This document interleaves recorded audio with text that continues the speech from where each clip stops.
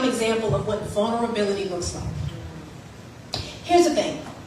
The secret place is designed as a technology and as a place to be vulnerable.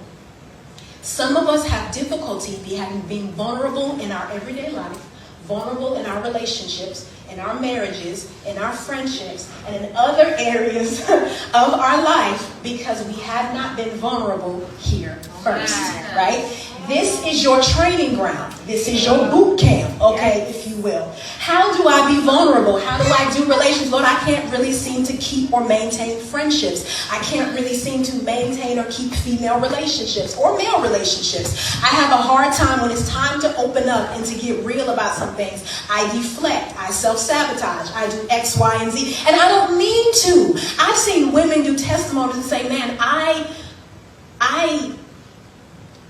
love bombed somebody and I didn't mean to.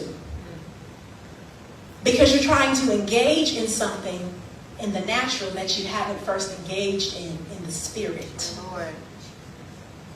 This is your training ground again. If you can't be vulnerable with God, it's going to be real hard to be vulnerable with a man.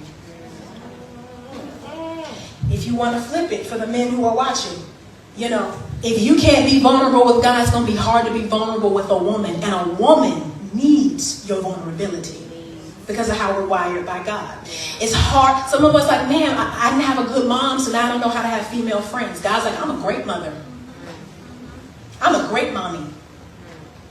I'll show up for you in ways your mother never has. I will teach you womanhood from scratch. I will teach you manhood from scratch if you let me.